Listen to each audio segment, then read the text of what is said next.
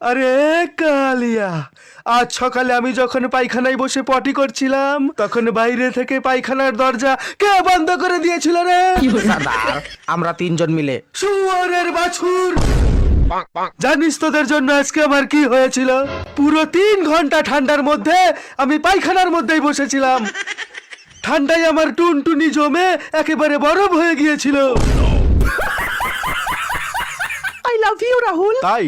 হ্যাঁ, আমি তোমাকে ছাড়া হাঁকবো না, আই মিন তোমাকে ছাড়া বাঁচবো না। তাহলে চলো আমার সঙ্গে। আজকের পর তোমাকে আমার সঙ্গে রাস্তায় বসে হাঁকতে হবে, হয়তো ড্রেনের পচা জল দিয়ে পেছন ধুতে হবে। পারবে তো? যে ভালোবাসে সে কখনো ভালোবাসার মানুষের পথ ছাড়ে না। তুমি তো পায়খানা করে পেছনটাও ধোও না, ঠান্ডার ভয়ে কাগজ দিয়ে মুছে ফেলো। কোথায় ছিলে? আসতে দেরি হলো কেন? আমি চান করছিলাম তাই দেরি হয়ে গেল। তুমি তো চান করো না, তুমিও তো চান করতে পারো। কেটে ফেলবো আমি জলকে, আর ভেঙে ফেলবো আমি সেই জলের নলকে, কিন্তু এই ঠান্ডাতে আমি কিছুতেই চান করবো না। এত ভয় পাও তুমি চান করতে? হ্যাঁ, খুব ফাটে আমার ঠান্ডাতে।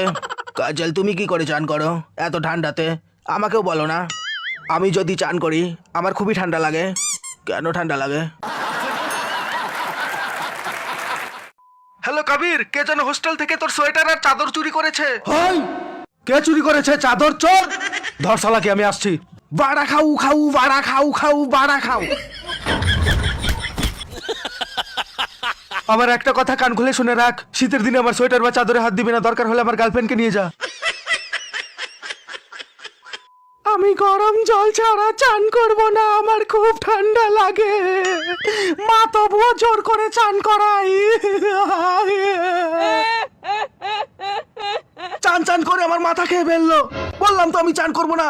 বেরিয়ে যা আমার বাড়ি থেকে, যা আর গিয়ে তুই চান করে আয়। আমি বললাম তো আমি চান করবো না, চান করবো না।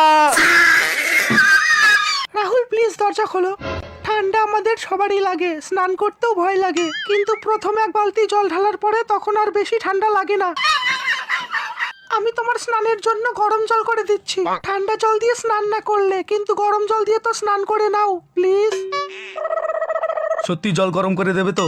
আমার সোনাটা বাবুটা আজকে গরম জল দিয়ে স্নান করবে।